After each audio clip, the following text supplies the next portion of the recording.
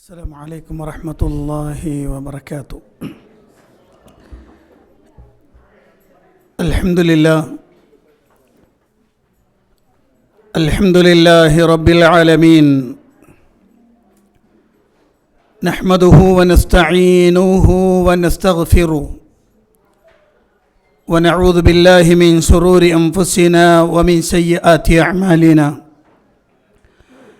من يهده الله فلا مضل له ومن يضلل فلا هادي له، واشهد ان لا اله الا الله وحده لا شريك له، واشهد ان محمدا عبده ورسوله صلى الله وسلم وبارك عليه وعلى اله واصحابه ومن اهتدى بهداهم الى يوم الدين. أما بعد، فإن أصدق الحديث كتاب الله، وخير الهدي هدي محمد صلى الله عليه وسلم، وشر الأمور محدثاتها، وكل محدثة بدعة، وكل بدعة ضلالة، وكل ضلالة في النار. فقد قال الله سبحانه وتعالى في محكم التنزيل: أعوذ بالله من الشيطان الرجيم. يا أيها الذين آمنوا اتقوا الله حق تقاته ولا تموتن إلا وأنتم مسلمون.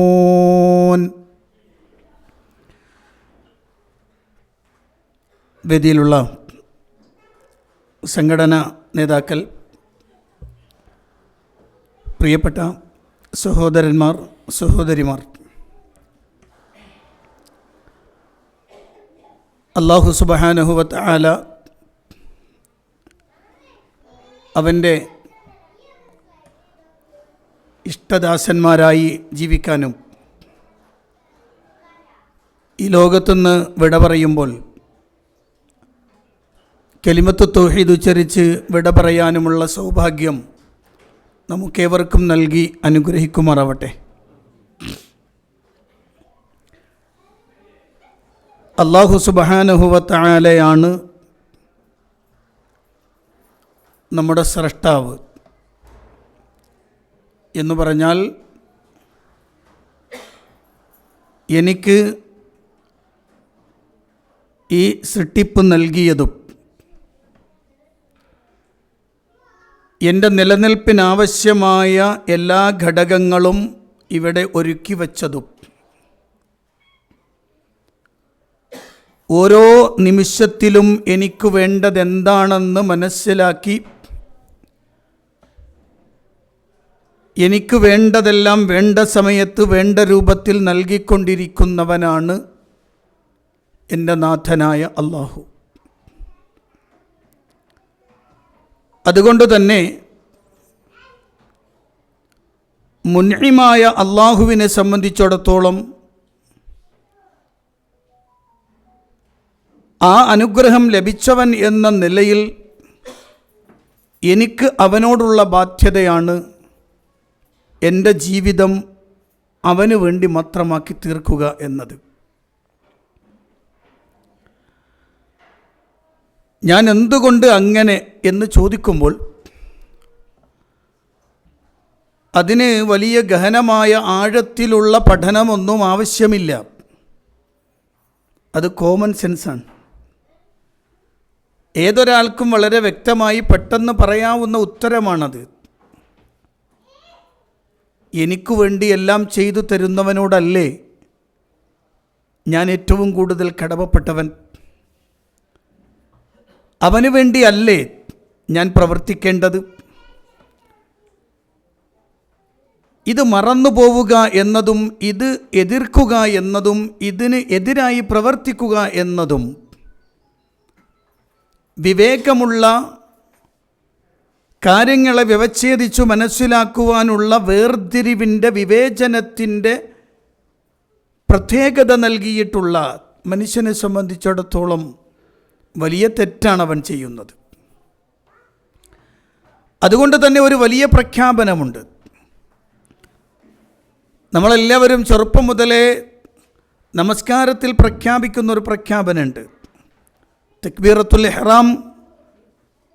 അത് കഴിഞ്ഞ് കൈയുള്ളവൻ, കൈ കെട്ടാൻ കഴിയുന്നവൻ, അവൻ്റെ ഹൃദയത്തിൻ്റെ ഇടിപ്പ് വ്യക്തമാകുന്ന ആ ഹൃദയത്തിലേക്ക് കൈകൾ ചേർത്തു പിടിച്ചുകൊണ്ട് അവൻ ആദ്യം പ്രഖ്യാപിക്കുന്ന ഒരു പ്രഖ്യാപനം, വജ്ജഹ്തു വജ്ഹിയ ലില്ലദീ ഫത്തറസ് സമാവാതി വൽ അർദ ഹനീഫൻ മുസ്ലിമൻ വമാ അന മിനൽ മുശ്രികീൻ ഇന്ന സ്വലാത്തി വനുസുകി വമഹ്യായ വമമാതി ലില്ലാഹി റബ്ബിൽ ആലമീൻ ലാ ശരീക ലഹു വബിദാലിക ഉമിർതു വഅന മിനൽ മുസ്ലിമീൻ. വീണ്ടും ബാക്കിയുണ്ട്. വളരെ സുപ്രധാനമായൊരു പ്രഖ്യാപനമാണ്. അത് നമസ്കാരത്തിൻ്റെ തുടക്കത്തിൽ പറയേണ്ടതു മാത്രമല്ല, അത് മനുഷ്യൻ്റെ ജീവിതത്തെ ചൂഴ്ന്നു നിൽക്കുന്നൊരു വലിയ പ്രതിജ്ഞയാണ്. ആ പ്രതിജ്ഞ അവൻ നാവ് കൊണ്ട് പ്രഖ്യാപിച്ച് കഴിഞ്ഞു പോകേണ്ടതല്ല, അതവൻ അവൻ്റെ ജീവിതം കൊണ്ട് ബോധ്യപ്പെടുത്തേണ്ടതാണ്. ജീവിതം കൊണ്ട് അവനത് പ്രഖ്യാപിക്കേണ്ടതാണ്. നമ്മൾ പറയുന്നു, വജ്ജഹ്തു വജ്ഹിയ ലില്ലദീ ഫത്തറസ് സമാവാതി വൽ അർദ്. ആകാശഭൂമികളെ സൃഷ്ടിച്ചവനായ നാഥൻ്റെ മുന്നിലേക്ക് ഞാനിതാ എന്നെ നേരിടിച്ചിരിക്കുകയാണ്, ഞാൻ അവനിലേക്ക് മുന്നിട്ടിരിക്കുകയാണ്. എങ്ങനെയാണ് ഞാൻ മുന്നിടുന്നത്? ഹനീഫൻ മുസ്ലിമൻ. ഒരു വലിയ ആശയമാണ് പ്രഖ്യാപനം. ഹനീഫൻ മുസ്ലിമൻ. ഹനീഫ് എന്ന പദം വലിയ ആശയത്തെ ഉദ്ഘോഷിക്കുന്ന പദമാണ്. മുസ്ലിം എന്നത് നമുക്ക് സാധാരണ അറിയുന്നൊരു പദമാണ്. പക്ഷെ രണ്ടും തമ്മിൽ എന്താണ് ഡിഫറൻറ്റ്? എന്താണ് വ്യത്യാസം? ഹനീഫ് എന്ന് പറഞ്ഞാൽ എല്ലാം കിട്ടും, മുസ്ലിം എന്ന് പറഞ്ഞാലും ഒരുപക്ഷെ എല്ലാം കിട്ടും. പിന്നെ എന്തിനാണ് ഹനീഫൻ മുസ്ലിമൻ എന്ന പദം പ്രയോഗിക്കുന്നത് എന്നത് ഗൗരവത്തിലിറങ്ങേണ്ടതാണത്. അവിടെ ഒരു വലിയ ആശയമുണ്ട്. ഹനീഫ്, ഹുനഫാ എന്ന പദം ഖുർആൻ പലയിടത്തും പറഞ്ഞിട്ടുണ്ട്. ഹുനഫാ ലില്ലാഹി ഗൈറ മുശ്രികീന ബിഹി. ഖുർആൻ്റെ ഒരു ശൈലിയാണ്, ഞാനത് വിശദീകരിക്കല്ല. മറിച്ച് ഇവിടെ അള്ളാഹു പറയുന്ന വാക്ക് ഹുനഫാ, ഹനീഫൻ, അഥവാ സയ്യിദുനാ വ ഖലീലുല്ലാഹി ഇബ്രാഹിം അലൈഹി സ്വലാത്തു വസ്സലാം. ആ ഇബ്രാഹിം നബിയെക്കുറിച്ച് പറഞ്ഞപ്പോൾ പരിശുദ്ധ ഖുർആനിൽ നമ്മളോട് ആവശ്യപ്പെട്ടത് ഫത്തബിഉ മില്ലത ഇബ്രാഹീമ ഹനീഫൻ. നിങ്ങൾ ഇബ്രാഹീമിൻ്റെ മാർഗം പിൻപറ്റണം. മില്ലത്ത് ഇബ്രാഹിം ഹനീഫൻ, ഋജുമാനസ്കനായിട്ടാവണം എന്ന് പറഞ്ഞാൽ വക്രതയില്ലാതെ, കളങ്കമില്ലാതെ, തനിച്ച കൃത്യമായി ഒന്നിലേക്ക് മാത്രം ചേർത്തുവെക്കപ്പെട്ട ആ ഒരു ആശയത്തെ ജീവിതത്തിൽ ചേർത്തു പിടിക്കണം എന്നാണ്. ഞാനൊരു മുസ്ലിമാണ്, അള്ളാഹുവേ നിൻ്റെ മുന്നിൽ എല്ലാം സമർപ്പിക്കുന്നവനാണ്. അതോടൊപ്പം തന്നെ ഞാനൊരു ഹനീഫാണ് എന്ന് പറഞ്ഞാൽ എൻ്റെ വിശ്വാസ മേഖലകളിൽ യാതൊരുവിധ കലർപ്പും കടന്നു വന്നിട്ടില്ലാത്ത വിശ്വാസിയാണ് ഞാൻ. ഒരു തരിമ്പും എനിക്ക് പ്രയാസം, എനിക്ക് ആ വിശ്വാസത്തിൽ ഒരു തരിമ്പ് പോലും വക്രതയില്ല. എനിക്ക് കളങ്കരഹിതമാണ് എൻ്റെത്. ഞാൻ ഋജുമാനസ്കനാണ്. നമുക്കറിയാം, ഇന്ന് നമ്മുടെ നാട്ടിൽ മുസ്ലിം എന്ന് പറയുന്ന ആളുകൾ ശരിക്കും മുശ്രിക്കുകളാണ്. മുസ്ലിം എന്ന് വിളിക്കപ്പെടുന്ന ആളുകൾ മുശ്രിക്കുകളാണ്. അത് പറയാൻ മടിയില്ലാത്തൊരു കാലഘട്ടത്തിലൂടെയാണ് നമ്മൾ കടന്നു പോകുന്നത്. പലപ്പോഴും നമ്മൾ മനസ്സിലാക്കി വെക്കലുണ്ട്. പരിശുദ്ധ ഖുർആനിൽ സൂറത്ത് ഹജ്ജിൽ അള്ളാഹു പറഞ്ഞ വാചകം അതാണ്, ഹുനഫാ ലില്ലാഹി ഗൈറ മുശ്രികീന ബിഹി എന്നാണ്. ഹനീഫായാൽ തന്നെ ശിർക്കിൻ്റെ നേരെ ഓപ്പോസിറ്റാണ്. പക്ഷെ എന്നിട്ടും ഒന്നുകൂടി പ്രഖ്യാപിക്കുകയാണ് അള്ളാഹു അത് പറയാൻ. അതെന്തുകൊണ്ടാണെന്ന് വെച്ചാൽ വിശ്വാസത്തിൻ്റെ മേഖലയിൽ ഒരു തരിമ്പ് പോലും അള്ളാഹു അല്ലാത്തതിലേക്ക് നിൻ്റെ വിശ്വാസ മേഖല തിരിഞ്ഞു പോകരുത്. ഒരു തരിമ്പ് പോലും, ഒരു ചെറിയ വാക്ക് പോലും.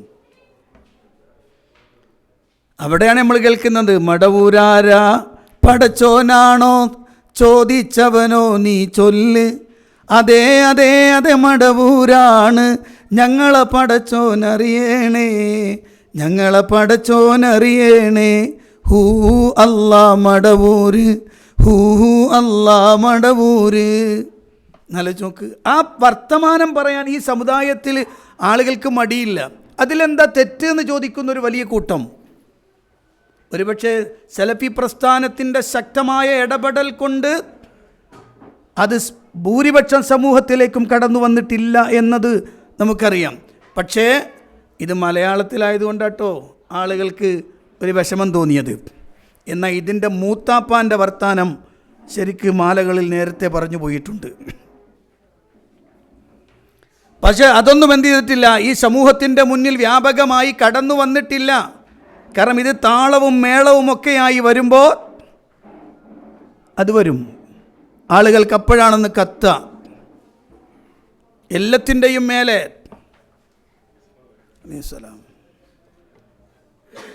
അതേ ചങ്ങായിയാണ് തൊട്ടടുത്ത ദിവസം പറഞ്ഞത് 313 ബദരീങ്ങൾക്ക് പകരം 1000 കോഴിക്ക് അരക്കാട എന്ന് പറഞ്ഞ മാതിരിയാണ്. 313 ബദരീങ്ങൾക്ക് പകരം ഞാൻ മതി, മടവൂർ നേരെ ഒപ്പുറത്ത് വെക്കാൻ മടവൂർ ഒരാൾ മതി, 313ൻ്റെയും മേലെ പോകും. സുബ്ഹാനല്ലാഹ്.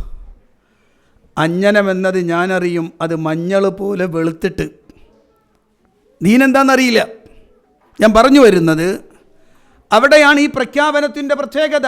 വജ്ജഹ്തു വജ്ഹിയ ലില്ലദീ ഫതറസ്സമാവാതി വൽ അർള് ഹനീഫൻ മുസ്ലിമാ. അല്ലാഹുവേ, ആകാശഭൂമികളെ സൃഷ്ടിച്ച നാഥ, നിന്നിലേക്ക് ഞാൻ ഇതാ സമ്പൂർണമായി തിരിഞ്ഞിരിക്കുകയാണ്. ഹനീഫൻ മുസ്ലിമാ, ഋജുമാനസ്കനാണ്, വക്രതയില്ലാത്തവനാണ്, വളവില്ലാത്തവനാണ്. ഒരു തരത്തിലുള്ള തരിമ്പും വളവെനിക്ക് വന്നിട്ടില്ല അല്ലാ. ഈ പ്രഖ്യാപനമാണ് പ്രിയപ്പെട്ട സഹോദരന്മാരെ. അതങ്ങനെ പ്രഖ്യാപിക്കാതിരിക്കാൻ കഴിയില്ല നമുക്ക്, അല്ലേ? പലപ്പോഴും നമ്മൾക്ക് അള്ളാഹുവിലേക്ക് വേണമെന്ന് തോന്നുന്നത് എപ്പോഴാണ് തോന്നുക? നമ്മളിങ്ങനെ ജീവിച്ച് പോവുകയാണ്. അപ്പം എപ്പോഴാണ് നമുക്കത് തോന്നിത്തുടങ്ങി? ഉദാഹരണം പറയാം. നമ്മൾ ഉമ്മയുടെ ഗർഭാശയത്തിൽ ഉള്ളപ്പോൾ മുതൽ നമ്മൾ കേൾക്കാൻ തുടങ്ങിയിട്ടുണ്ട്, ഇല്ലേ? ഉമ്മയുടെ ഗർഭാശയത്തിലുള്ളപ്പോൾ മുതൽ നമ്മൾ എന്ത് ചെയ്യുന്നുണ്ട്? കേട്ടു തുടങ്ങിയിട്ടുണ്ട്, അല്ലേ? പരിശുദ്ധ ഖുർആനിൽ അല്ലാഹു സുബ്ഹാനഹു വ തആല പറഞ്ഞ വാചകം സമീഅൻ ബസീറ ഫജഅൽനാഹു സമീഅൻ ബസീറ. ആദ്യത്തേത് കേൾവിയാണ്. അത് ഉമ്മയുടെ ഗർഭാശയത്തിൽ മുതൽ കേട്ടു തുടങ്ങിയിട്ടുണ്ട്. കുട്ടിയായി പുറത്തേക്ക് വന്നു, പലതും കേട്ടു ആസ്വദിച്ചു. കേൾവിയിലൂടെ ആനന്ദത്തിൻ്റെ എല്ലാ മേഖലയിലൂടെയും കടന്നുപോയി നമ്മൾ. പക്ഷെ എപ്പോഴാണ് നമുക്ക് കർണപുടമെന്ന മഹാനുഗ്രഹം സംവിധാനിച്ചു തന്ന പ്രപഞ്ചത്തിൻ്റെ നാഥനായ അള്ളാഹുവിലേക്ക് എൻ്റെ കേൾവിയെ തിരിച്ചുവിടണമെന്ന ചിന്ത വരുന്നത്? എപ്പോഴത് വരാൻ? കേൾവി കുറഞ്ഞു തുടങ്ങുമ്പോൾ. അപ്പോൾ ഒരു വിളിയുണ്ട്, പഠിച്ചോനെ, അല്ലേ? ശ്രദ്ധിച്ചോ, അല്ലേ? അതുവരെ നമുക്കെന്തില്ല, അതിൻ്റെ ഗൗരവം തിരിഞ്ഞിട്ടില്ല. അവൻ തന്ന അനുഗ്രഹത്തിൻ്റെ തോതും വലിപ്പവും ഒന്നും മനസ്സിലായില്ല. കിട്ടിയത് ആസ്വദിച്ചുകൊണ്ട് നിരന്തരമായ ആസ്വാദനത്തിലൂടെ കടന്നുപോയി. ഞാൻ എൻ്റെ കാതുകൊണ്ട് എൻ്റെ റബ്ബിന് വേണ്ടിയാണ് കേൾക്കേണ്ടത് എന്നത് മറന്നുപോയി, ഇല്ലേ? അത് ഓർമ്മ വരുന്നത് എപ്പോഴാണ്? ആ കേൾവിയുടെ സുന്ദരമായ കേൾവി ശക്തിക്ക് ചെറിയ പോറൽ വന്നു തുടങ്ങുമ്പോഴേക്ക് നമ്മൾ ബേജാറായി. അപ്പം വിളിക്കുന്നുണ്ട് എന്ത്? അല്ലാ, അല്ലേ? പുറത്തു വന്നത് മുതൽ കാണാൻ തുടങ്ങി നമ്മുടെ കണ്ണിന് എല്ലാം കണ്ടു. സുന്ദരമായ ഈ കാഴ്ച കണ്ണില്ലാത്തൊരു മനുഷ്യനോട് ചോദിച്ചു, ഞങ്ങളെല്ലാം കാണുന്നു, ഈ പ്രപഞ്ചത്തിൻ്റെ നിറമെന്ന മഹാനുഗ്രഹം, അതിൻ്റെ അലങ്കാരവും കൗതുകവും എല്ലാം കാണുന്നുണ്ട്, കണ്ടറിഞ്ഞു നിങ്ങൾ. അതില്ലാത്തതിൻ്റെ പേരിൽ നിങ്ങൾക്ക് പ്രയാസമില്ലേ? അതിന് കണ്ണില്ലാത്തവൻ്റെ മറുപടി എന്താ അറിയോ?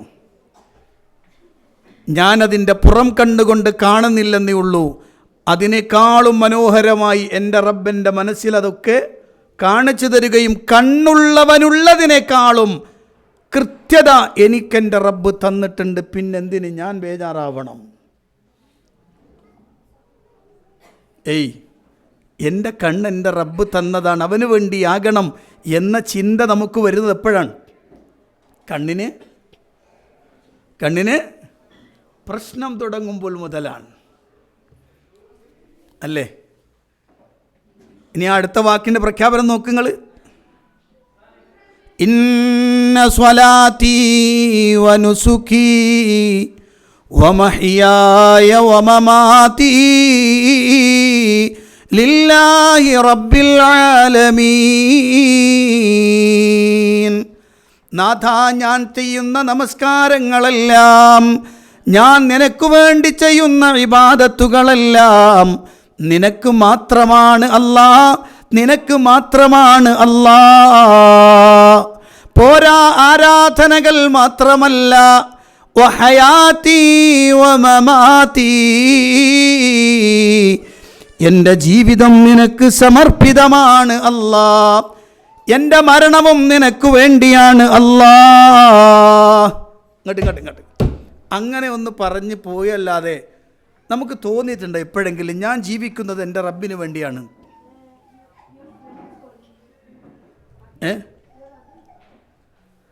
ഞാൻ ജീവിക്കുന്നത് എൻ്റെ റബ്ബിന് വേണ്ടിയാണ്, എൻ്റെ റബ്ബിൻ്റെ കൽപ്പനയാണ് എൻ്റെ ജീവിതം. എൻ്റെ റബ്ബ് വേണ്ട എന്ന് പറഞ്ഞതിലേക്ക് ഞാൻ പോയിട്ടില്ല, എൻ്റെ റബ്ബ് വേണ്ട എന്ന് പറയുന്നത് ഞാൻ ചെയ്യില്ല. അതൊരു വലിയ വിഷയമാണ്, അതൊരു വലിയ കാര്യമാണ്. കാരണം അല്ലാഹു സുബ്ഹാനഹു വ തആല തന്നിട്ട് അല്ലാഹു പറഞ്ഞൊരു വാക്കുണ്ട്. ആരോട്? ആദം നബി അലൈഹിസ്സലാത്തു വസ്സലാമിനോട്. ഫഇമ്മാ യഅതിയന്നകും മിന്നീ ഹുദാ ഫമൻ തബിഅ ഹുദായ ഫലാ ഖൗഫുൻ അലൈഹിം വലാ ഹും യഹ്സനൂൻ. ആദമും ഹവ്വയും ഭൂമിയിലേക്ക് വരികയാണ്. ഭൂമി ധാരാളം പ്രശ്നങ്ങളുള്ള ഇടമാണ്.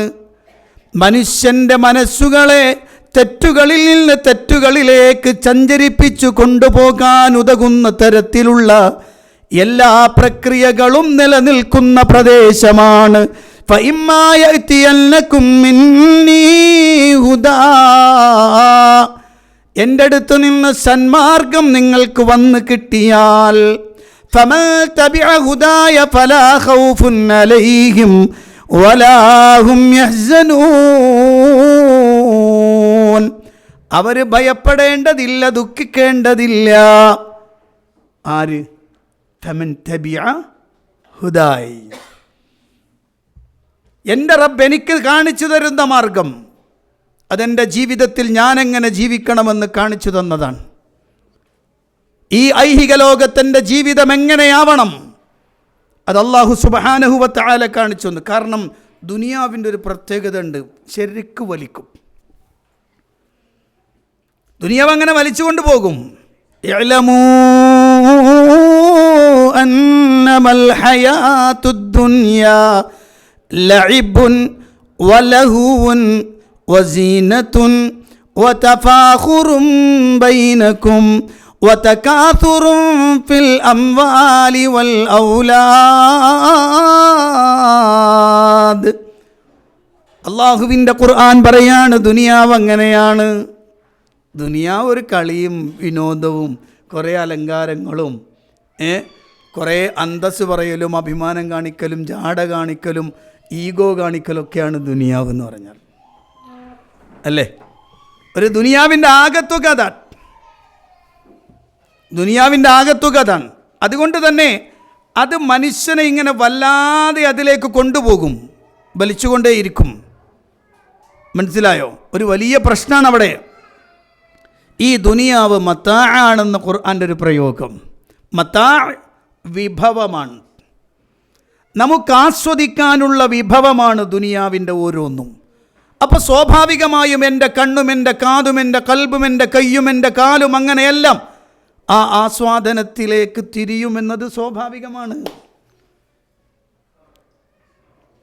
അതുകൊണ്ടാണ് യൂസുഫ് അലൈഹിസ്സലാം പറഞ്ഞു, വമാ ഉബർരിഉ നഫ്സി ഇന്നൻ നഫ്സ ലഅമ്മാറതും ബിസ്സൂ ഇല്ലാ മാ റഹിമ റബ്ബി. ഞാൻ എൻ്റെ നഫ്സിനെ ഒഴിവാക്കണില്ല. അങ്ങനെയാണ് മനസ്സിൻ്റെ ഒരു പ്രത്യേകത. അതിങ്ങനെ ചായും തിന്മയിലേക്ക്, അതിലേക്ക് ഇങ്ങനെ പോയിക്കൊണ്ടേയിരിക്കും. റബ്ബ് റഹ്മത്ത് ചെയ്തതൊഴിച്ച് എന്ന് ഖുർആൻ്റെ പ്രയോഗം. അങ്ങനെ പോകും. നിരന്തര യുദ്ധമാണ്, നിരന്തരമായ പോരാട്ടമാണ്. ആ പോരാട്ടം അത് ഗൗരവതരമായ പോരാട്ടമാണ്. അതുകൊണ്ടാണ് ജീവിതത്തെ അള്ളാഹുവിലേക്ക് ആക്കാൻ ശ്രമിക്കുക എന്നല്ല, അതിനുവേണ്ടി ശക്തമായി പണിയെടുക്കുക എന്നതാണ് വിഷയം. അതിൽ വിജയിക്കുമ്പോഴാണ് നമ്മൾ ശരിക്കുള്ള പരീക്ഷണത്തിൽ വിജയിച്ചു എന്ന് പറയാൻ പറ്റുള്ളൂ. ആ പരീക്ഷണത്തിൽ വിജയിക്കണമെങ്കിൽ ചെറിയ പണി പോരാ, വലിയ പണി വേണം. ഒരു ചോദ്യം ചോദിച്ചോട്ടെ?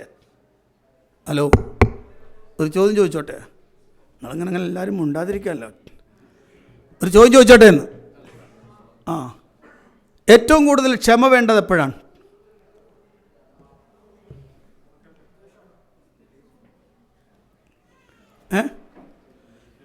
ക്ഷമ വേണ്ടത് എപ്പോഴാണ്? ദേഷ്യം വരുമ്പോഴാണ്, അല്ലേ? ഇനി അതർ ആൻസർ ആർക്കെങ്കിലും വേറെ മറുപടി ഉണ്ടോ? സ്റ്റാർട്ടിങ് എന്ത് സ്റ്റാർട്ട് ചെയ്യുമ്പോൾ? പ്രശ്നം സ്റ്റാർട്ട് ചെയ്യുമ്പോൾ. ശരി, വേറെ എന്തെങ്കിലും പറയാനുണ്ടോ? പരീക്ഷണങ്ങൾ വരുമ്പോൾ ക്ഷമിക്കണം, അല്ലേ? ശരിക്കും അതൊക്കെ ഒരു സാധാരണ രൂപമാണ്. പക്ഷെ ക്ഷമ വേണ്ടത് അവിടെ അല്ല.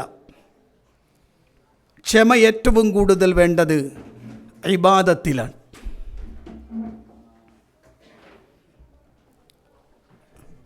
ഇബാദത്തിലാണ് ക്ഷമ വേണ്ടത്. ഞാൻ എൻ്റെ റബ്ബിന് വേണ്ടി ഒരുക്കി നിർത്തുന്ന ഏറ്റവും പ്രധാനപ്പെട്ട ഘടകമാണ് ഏത്? ഇബാദത്ത്. നിസ്കരിക്കാൻ ക്ഷമ വേണ്ടേ? വേണോ? വേണമെന്നല്ല, ഉണ്ടെങ്കിലേ നിസ്കാരാവുള്ളൂ. നിസ്കാരത്തിൽ കൈകെട്ടി നിന്നാൽ അത് തീരുന്നത് വരെ എന്തു വേണം?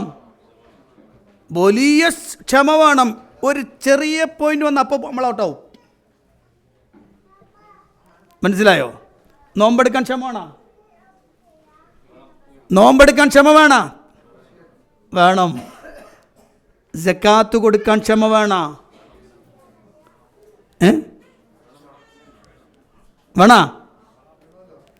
ഇല്ലെങ്കിൽ കയ്യിൽ നിന്ന് ഊരൂല. ഇല്ലെങ്കിൽ ഇതൊന്നും അങ്ങോട്ട് പോകൂല. നല്ല ക്ഷമ വേണം. മനസ്സിലായോ? തഖ്വ അത് വേറെ വിഷയമാണ് അതിനകത്ത്.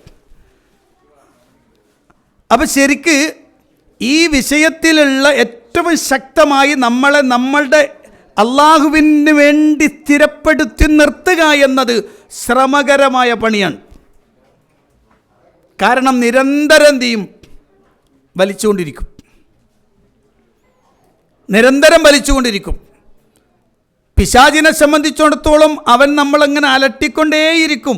നമ്മളിതൊന്ന് വലിക്കാൻ വേണ്ടിയിട്ടാണ്, നമ്മളങ്ങനെ നിരന്തരം വലിക്കാൻ വേണ്ടിയിട്ടാണ്. അവിടെ നിങ്ങൾ എന്ത് ചെയ്യണം? നല്ല ശക്തമായി ഞാൻ എൻ്റെ റബ്ബിന് വേണ്ടി നിൽക്കും.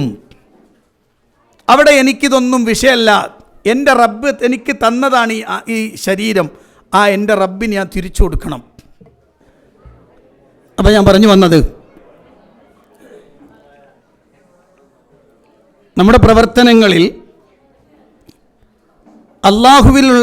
അള്ളാഹുവിലേക്ക് തിരിക്കേണ്ടതിനെ നമ്മളിൽ നിന്ന് മാറ്റിക്കൊണ്ടുപോകാൻ നിരന്തരമായ ശ്രമം പിശാചിൻ്റെ ഭാഗത്തു നിന്നുണ്ടാവും. അവിടെ അതിനോട് ശക്തമായി പോരാടുക എന്നതൊരു വിശ്വാസിയുടെ പ്രത്യേകതയാണ്. അതുകൊണ്ടാണ് അവനെ മുജാഹിദ് എന്ന് വിളിക്കുന്നത്. മനസ്സിലായോ? മുഅ്മിനാണോ അവൻ മുജാഹിദ് ആവണം. എന്താണ് മുജാഹിദ് എന്ന് പറഞ്ഞാൽ? അള്ളാഹുവിന് വേണ്ടി ധർമ്മസമരത്തിലേർപ്പെട്ടവൻ എന്നാണ്. എന്ന് പറഞ്ഞാൽ തൻ്റെ ജീവിതത്തിൽ അള്ളാഹു സുബ്ഹാനഹു വ തആലയ്ക്ക് വേണ്ടി അല്ലാതെ ഒന്നുമുണ്ടാവരുത്. ഏതു സമയത്തും അള്ളാഹുവിൻ്റെ അടുത്തെത്തുമ്പോൾ എനിക്ക് അവൻ്റെ മുന്നിൽ അവൻ തന്നതിന് നന്ദി രേഖപ്പെടുത്തിയ നന്ദിയുള്ള അടിമയായി എൻ്റെ റബ്ബിൻ്റെ മുന്നിൽ എനിക്കെത്താൻ കഴിയണം. തലകുനിച്ച് നിൽക്കണവനാവരുത്.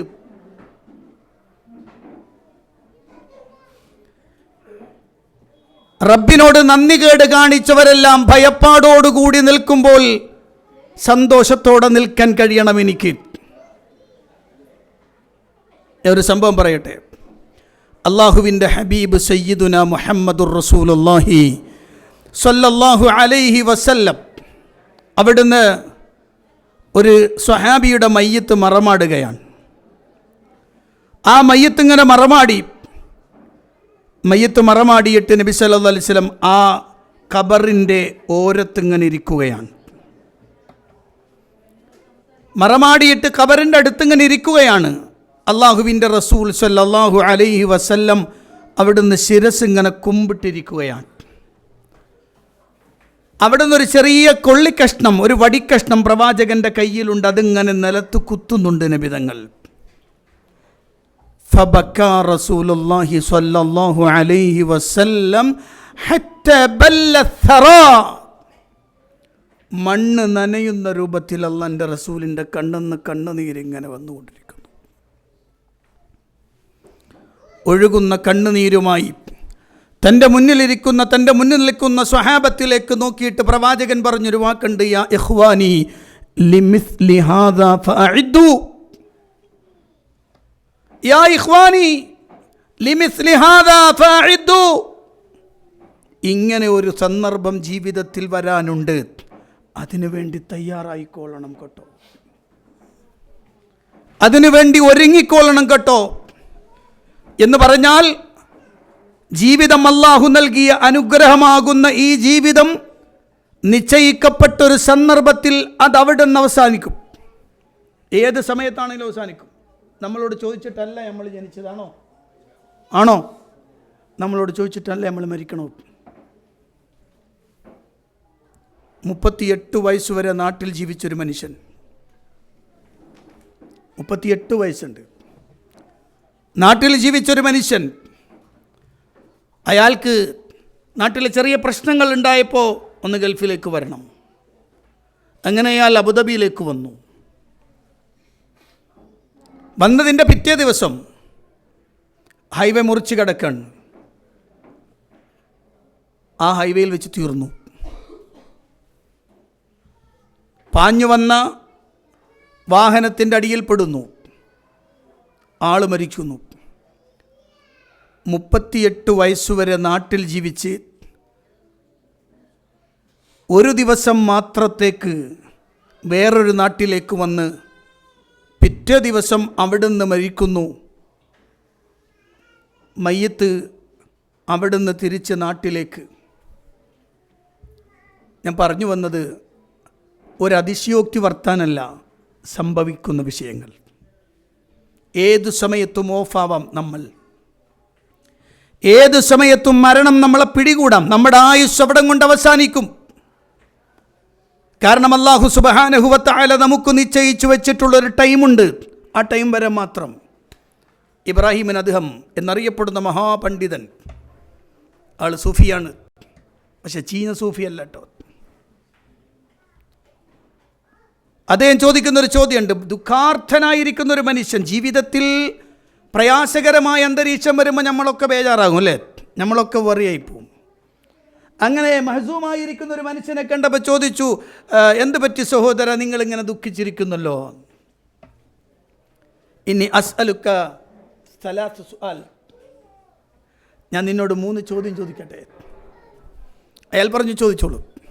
ഒന്നാമത്തെ ചോദ്യം, അയജ്രി ഫി ഹാദൽ കൗനി ശൈഉൻ ലം യുരീദുഹുല്ലാഹ്, ഈ പ്രപഞ്ചത്തിൽ അള്ളാഹു ഉദ്ദേശിക്കാത്ത എന്തെങ്കിലും ഒന്ന് നടക്കുമോ, സംഭവിക്കുമോ? അയാളുടെ മറുപടി ഇല്ല, ഒന്നും സംഭവിക്കില്ല.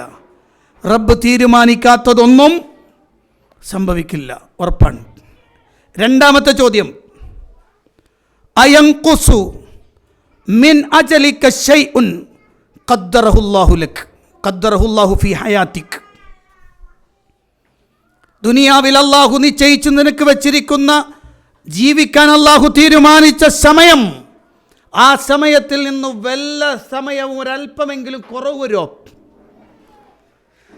അയാൾ പറഞ്ഞു കല്ല, ഇല്ല ഇല്ല ഇല്ല ഇല്ല, ഒരു തരിമ്പും കുറയില്ല. എന്നാലെങ്കിൽ അടുത്ത ചോദ്യം, അയൻഖുസു മിൻ റിസ്ഖിക ശൈഉൻ ഖദ്ദറഹുല്ലാഹു ലക്, അള്ളാഹു നിനക്ക് നിശ്ചയിച്ചു വെച്ച ഈ ഭൂമിയിൽ നീ കഴിക്കേണ്ടുന്ന വെള്ളവും ഭക്ഷണവും അടങ്ങുന്ന ഉപജീവനം, അതിൽ നിന്ന് എന്തെങ്കിലും ഒന്ന് കുറവ് വരുമോ? അയാൾ പറഞ്ഞില്ല, ഒന്നുമില്ല. ശരി, അങ്ങനെയാണെങ്കിൽ പിന്നെന്തിനാ നീ ഇങ്ങനെ ദുഃഖിച്ചിരിക്കുന്നത്? ഹലോ, വല്ലാത്തൊരാശയാണ്. നമ്മളൊക്കെ ചെറുത് മതിയല്ലേ ബേജാറാവാൻ, അല്ലേ? നാളെ നടക്കുമെന്ന് തീരുമാനിക്കപ്പെട്ട കാര്യം നടക്കാതെ വരുന്നതോടുകൂടി നമ്മൾ ബേജാറായി, ഒച്ചപ്പാടും ബോളവും, പിന്നെ ആകെ ബേജാറായി. പെണ്ണുങ്ങളൊന്നും നമ്മളെ മുന്നിലേക്ക് വരും തന്നെയല്ല, മുപ്പരെന്തോ ടെൻഷനാണ്, ഇപ്പം അങ്ങോട്ട് പോകണ്ട, പ്രശ്നമായിരിക്കും. ഇല്ല, ഖദ്ദറല്ലാഹു മാ ശാ ഫഅൽ, ഖദ്ദറല്ലാഹ്, അല്ലാഹ് തീരുമാനിച്ചാണത്, നടക്കൂല, നടക്കാൻ പറ്റില്ല.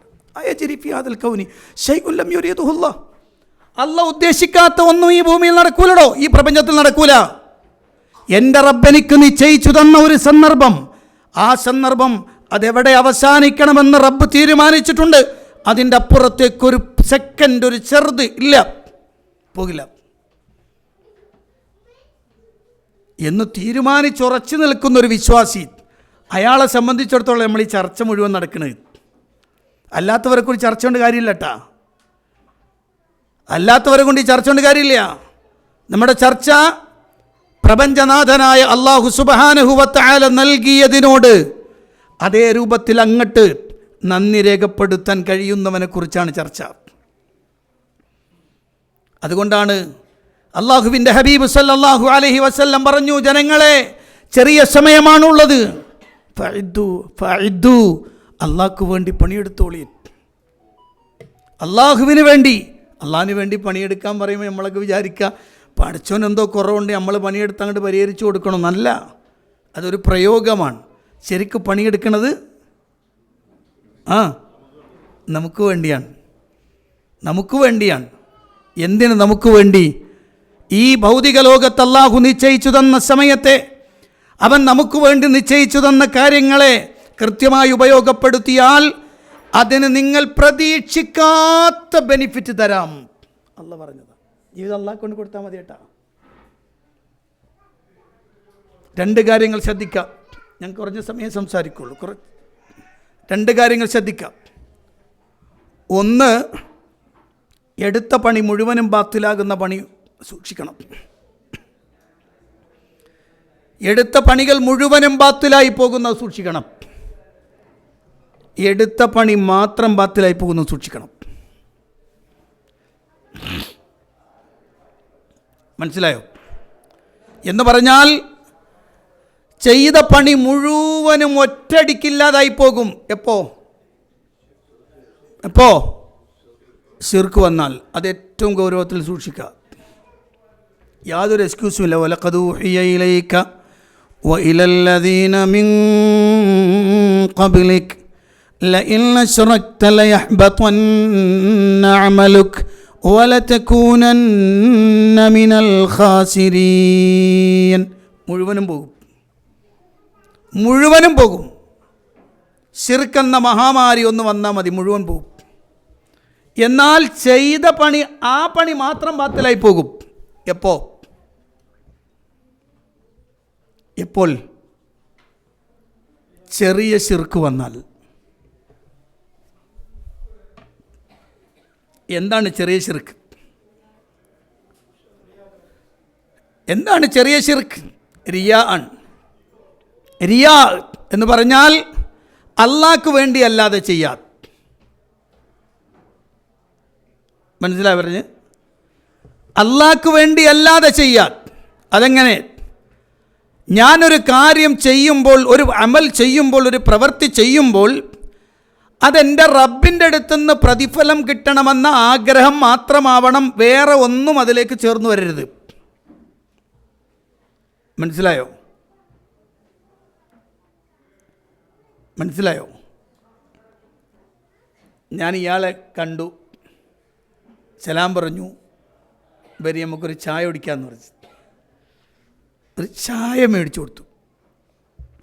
അൽഹംദുലില്ലാ, അയാൾ കുടിച്ചു. എനിക്ക് കൂലി കിട്ടും അല്ലേ? കിട്ടൂലേ? ഞാൻ തന്നെ പൈസ കൊടുത്ത്. കൂലി എനിക്ക് കിട്ടൂലേ?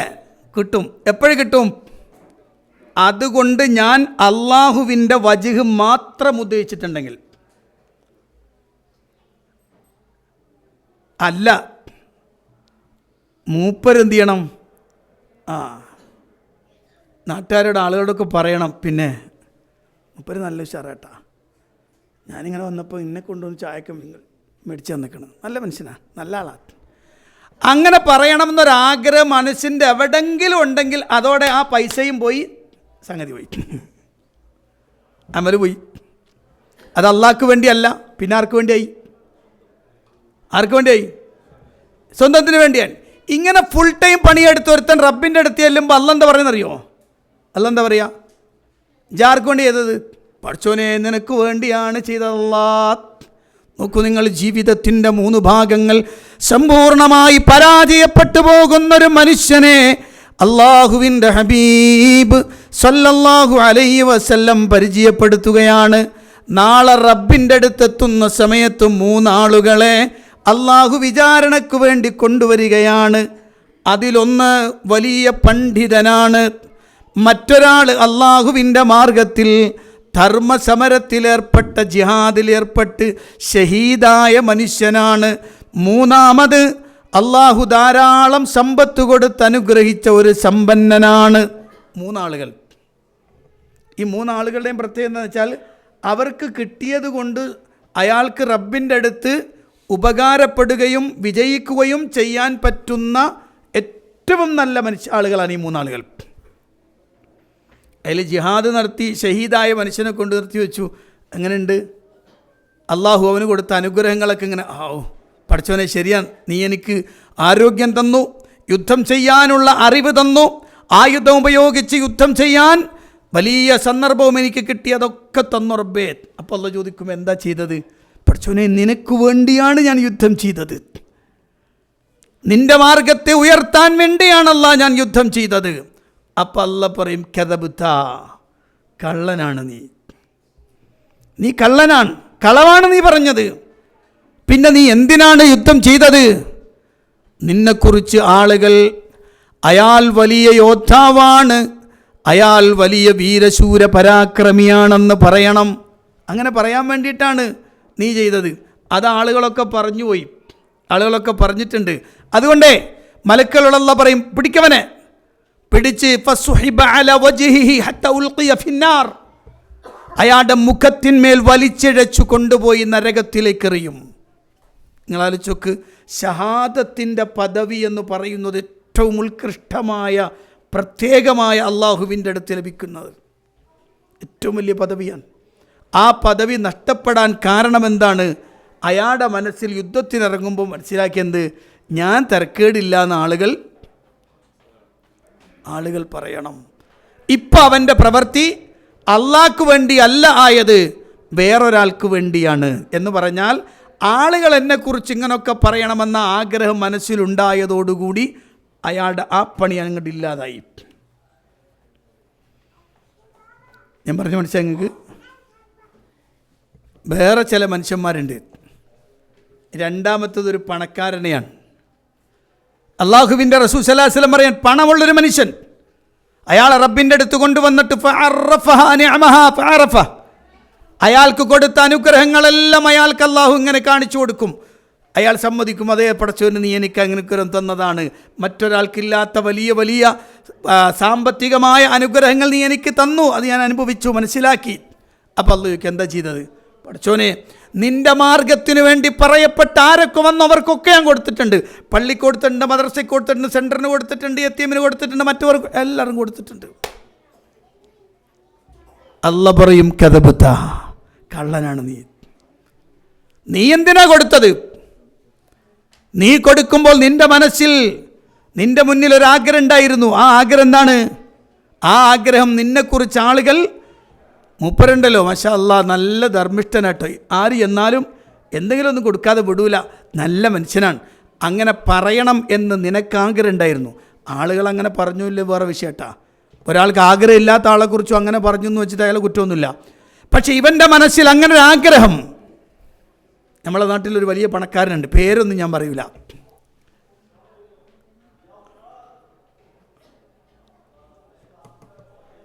അയാളെ സംബന്ധിച്ചിടത്തോളം വലിയ സമ്പന്നനാണ്, വലിയ സാമ്പത്തിക സ്ഥിതിയുള്ള ആളാണ്. പക്ഷേ അയാൾ എന്തെങ്കിലും തരണം എന്നുണ്ടെങ്കിൽ എന്ത് വേണം? അത് നമ്മൾ പരസ്യപ്പെടുത്തണം, ഫ്ലെക്സ് വെക്കണം. ഇൻ്റെ അത് തന്നിട്ടുണ്ട് എന്ന് നമ്മൾ എന്ത് ചെയ്യണം? പരസ്യപ്പെടുത്തണം, എന്നാലേ കിട്ടുള്ളൂ. അങ്ങനത്തെ ചില മനുഷ്യന്മാരുണ്ട്. ചില ആളുകളൊക്കെ പറയാൻ മടിയുണ്ടെങ്കിൽ അത് പറയും. അതെങ്ങനെയാണെന്നറിയോ? ഇപ്പം തലേന്ന് രാത്രി ഒരു സംഭവം ഞാൻ പറയാം. ഇപ്പം രാത്രി പാതിരാത്രി ആയപ്പോൾ വീട്ടിൽ ഇങ്ങനെ ഒരു മുട്ട് വെക്കണം. ഒരാൾ പോയിട്ട് ഓടിച്ചെന്ന് വാതിൽ തുറന്നു നോക്കുമ്പോൾ അയാൾ വീട്ടിലൊരു മനുഷ്യനാണ്. അങ്ങനെ അയാൾ ആകെ ബേജാറായിട്ടിരിക്കുകയാണ്. അയാൾ ചോദിക്കുകയാണ്, പിന്നെ എൻ്റെ കുട്ടിക്ക് സുഖമില്ല, അതുകൊണ്ട് ഹോസ്പിറ്റലിൽ കൊണ്ടുപോകണം, എൻ്റെ അടുത്തൊന്നുമില്ല, നിങ്ങൾ ഒരു 1000 ഉറുപ്പിക എനിക്ക് തരുമോ? അപ്പോൾ ഈ മനുഷ്യൻ ഞാൻ തരാൻ നോക്കട്ടെ എന്ന് പറഞ്ഞ് പോയി 1000 ഉറുപ്പിക എടുത്ത് കൊണ്ടുവന്ന് കൊടുത്തു. അങ്ങനെ പോയി കഴിഞ്ഞു. ഇത് രാത്രിയാണ്. നാട്ടിലാരും അറിഞ്ഞിട്ടില്ല. പിറ്റേന്ന് രാവിലെ സുബഹിസ്കാരം കഴിഞ്ഞിട്ട് ചായക്കടയിൽ വന്നിരുന്ന് വർത്താനം, ഇഞ്ചറിഞ്ഞ ഇന്നലെ രാത്രിത്തെ സംഭവിച്ച എന്തെങ്കിലും അറിഞ്ഞിക്കണ? എന്ത് പറ്റി? എടോ നമ്മളാ അഹമ്മദ് ഉണ്ടല്ലോ, ഓനെന്ത് പറ്റി? ഓനൊന്നും പറ്റിയല്ലടോ, ഞാൻ ഇന്നലെ രാത്രി നല്ല ഉറക്കത്തിലാണ്, ആരോ വന്നു ഇങ്ങനെ കഥകിൽ മുട്ടണം, ഓടി വന്ന് നോക്കുമ്പോൾ മറ്റേ അഹമ്മദാണ്. അവൻ്റെ കുട്ടിക്കെന്തോ സുഖമില്ലാന്ന് വെച്ചിട്ട് ഓൻ്റെ അടുത്ത് പൈസ ഇല്ല. അവസാനം പിന്നെ ഞാൻ പൈസ കൊടുത്ത് ഓനെന്ത് ചെയ്ത് പറയും. ഇപ്പം എന്താ സംഭവിച്ചത്? പറഞ്ഞോട്. ഇതാണ് അല്ലാഹ് പറഞ്ഞു, ലാ തുബ്തുലു സദഖാതികും ബിൽ മന്നി വൽ അദാ കല്ലദി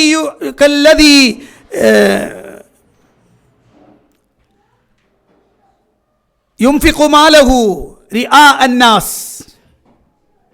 പരിശുദ്ധ ഖുർആൻ അല്ലാഹു പറയാണ്, ലാ തുബ്തിലു സദഖാതികും ബിൽ മന്നി വൽ അദാ, കൊടുത്തത് എടുത്തു പറഞ്ഞുകൊണ്ടും പ്രയാസപ്പെടുത്തിക്കൊണ്ടും നിങ്ങൾ ചെയ്ത ധർമ്മങ്ങളെ നശിപ്പിച്ച് കളയരുത്. കല്ലദി യുൻഫിഖു മാലഹു റിആ അന്നാസ്, ജനങ്ങൾക്ക് കാണാൻ വേണ്ടി സമ്പത്തിനെ കൊടുക്കുന്നവരെ പോലെ. അള്ളാഹുവിൻ്റെ റസൂൽ സല്ലല്ലാഹു അലൈഹി വസല്ലം പറയാൻ, ഈ മനുഷ്യനും നരകത്തിലേക്ക് വലിച്ചഴിക്കപ്പെടും. കാരണം അയാൾ അള്ളാൻ്റെ അടുത്തുനിന്ന് വലിയ പ്രതിഫലം കിട്ടേണ്ടുന്നൊരു സംഗതി തനിക്ക് വേണ്ടിയാക്കി തീർത്തതോടുകൂടി നശിച്ചു. മൂന്നാമത്തത് വലിയൊരു പണ്ഡിതനാണ്. അയാളെ കൊണ്ടുവന്നിർത്തി അള്ളാഹു കാണിച്ചു കൊടുക്കും അയാൾക്ക് നൽകിയ അനുഗ്രഹം. പരിശുദ്ധ ഖുർആൻ ഓതാനും പഠിപ്പിക്കാനും പഠിക്കാനുമുള്ള കഴിവ് കിട്ടിയതും ആളുകൾക്കത് പറഞ്ഞു കൊടുക്കാനുള്ള അവസരം കൊടുത്തതുമൊക്കെ എല്ലാം സമ്മതിക്കും. അള്ളാഹ് ചോദിക്കും, എന്ത് ചെയ്തു? പഠിച്ചോനെ, നിന്റെ കലിമത്തിനെ ഉയർത്താൻ, നിന്റെ ദീനിന് വേണ്ടി ഞാൻ സംസാരിച്ചു, ഞാൻ പഠിപ്പിച്ചു ഒക്കെ ചെയ്തു പഠിച്ചോനെ. അപ്പം അള്ളാഹ് പറയും, കള്ളനാണ്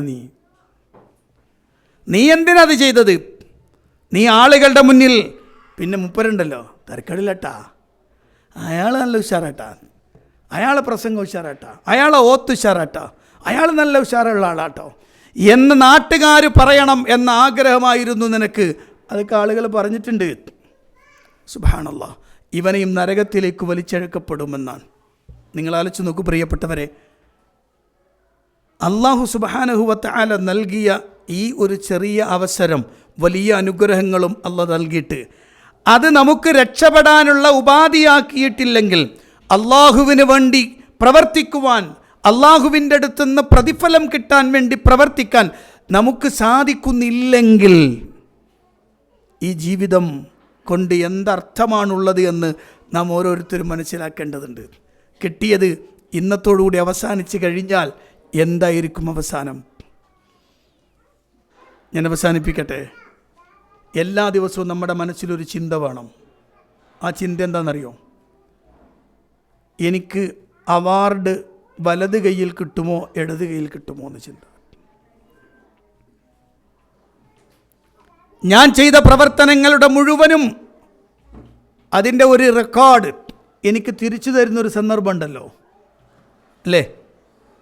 ആ തരുന്ന സന്ദർഭത്തിൽ എൻ്റെ വലത് കൈയിൽ കിട്ടുമോ അതല്ല പിന്നിലൂടെ ഇടത് കൈയിലേക്കാണോ തരപ്പെടുക? ഇത് നമ്മൾ എല്ലാ ദിവസവും ആലോചിക്കേണ്ട ഒരു സംഗതിയാണ്. എൻ്റെത് വലത് കൈയിൽ കിട്ടാത്തൊരവസ്ഥ ഉണ്ടായാൽ എന്താണ് സംഭവിക്കുക? അത് മാത്രം ഞാൻ പറഞ്ഞ് അവസാനിപ്പിക്കാൻ.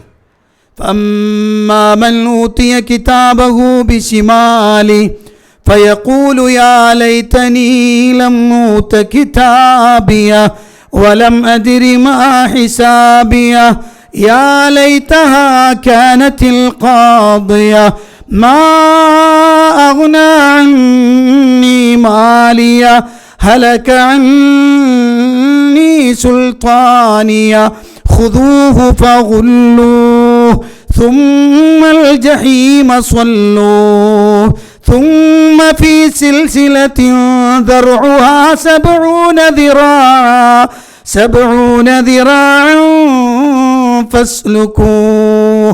അല്ലാഹുവിൻ്റെ ഖുർആൻ പറയുകയാണ്, فَأَمَّا مَنْ أُوتِيَ كِتَابَهُ بِشِمَالِهِ, ഏതൊരുവൻ്റെ കർമ്മരേഖ അവൻ്റെ ഇടത് കൈയിൽ നൽകപ്പെട്ടുവോ അവൻ പറയും, യാ ലൈതനീ ലം ഊത കിതാബിയ, എൻ്റെ കർമ്മരേഖ എനിക്ക് നൽകപ്പെടാതിരുന്നെങ്കിൽ എത്ര നന്നായിരുന്നേനെ.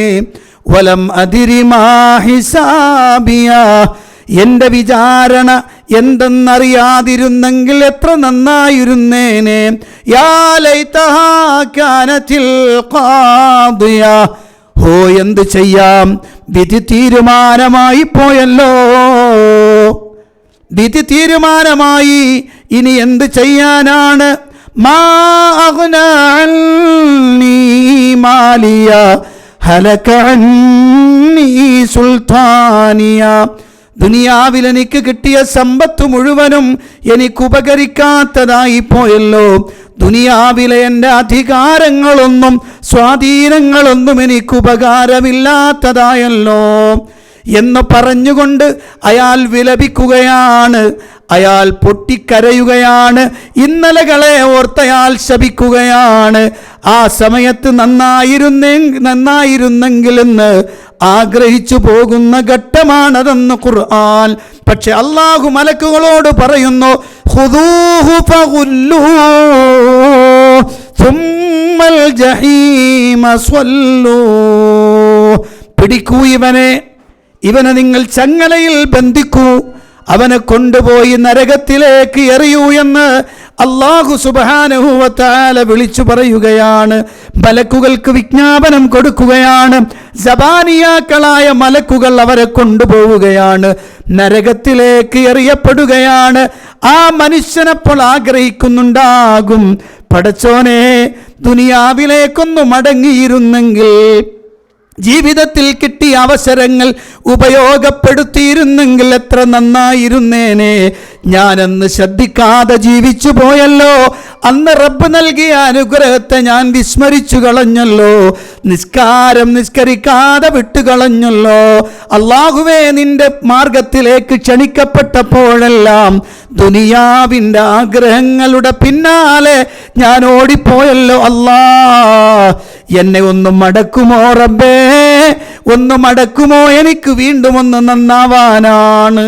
ഇല്ല, പ്രിയപ്പെട്ടവരെ, അതുകൊണ്ട് ജീവിതത്തിൽ കിട്ടുന്ന അവസരം ഏറ്റവും ഭംഗിയായി ഉപയോഗപ്പെടുത്തി മുന്നോട്ട് പോകാൻ കഴിഞ്ഞെങ്കിൽ മാത്രമാണ് നമ്മുടെ ജീവിതം റബ്ബിന് വേണ്ടി ആക്കി തീർക്കാൻ നമുക്ക് കഴിയുള്ളൂ. അള്ളാഹു അനുഗ്രഹിക്കുമാറാവട്ടെ. ചുരുങ്ങിയ സമയം ഈ വിഷയത്തിൻ്റെ ഒരു ഭാഗം നിങ്ങളുടെ ശ്രദ്ധയിൽപ്പെടുത്തിയതാണ്. പഠിക്കണം, മനസ്സിലാക്കണം, ജീവിതത്തെ വിമലീകരിക്കണം. അങ്ങനെ അള്ളാഹുവിൻ്റെ അടുത്ത് രക്ഷപ്പെടുന്നവരുടെ കൂട്ടത്തിൽ നമുക്ക് കഴിയണം. നമ്മുടെ മക്കൾ, നമ്മുടെ ഭാര്യയും ഭർത്താവും, നമ്മുടെ മക്കളും, നമ്മുടെ മാതാവും, നമ്മുടെ പിതാവും, നമ്മുടെ കുടുംബമെല്ലാം അങ്ങനെ ഒരുമിച്ച് സ്വർഗത്തിലെത്താൻ നമുക്ക് കഴിയണം. അള്ളാഹു അനുഗ്രഹിക്കുമാറാവട്ടെ. റബ്ബന ആതിനാ ഫിദ്ദുനിയ ഹസന വഫിൽ ആഖിറതി ഹസനതൻ വഖിനാ അദാബന്നാർ. ആമീൻ ബിറഹ്മതിക യാ അർഹമർ റഹീമീൻ. വൽഹംദുലില്ലാഹി റബ്ബിൽ ആലമീൻ. അസ്സലാമു അലൈക്കും വറഹ്മത്തുള്ളാഹി വബറകാതുഹു.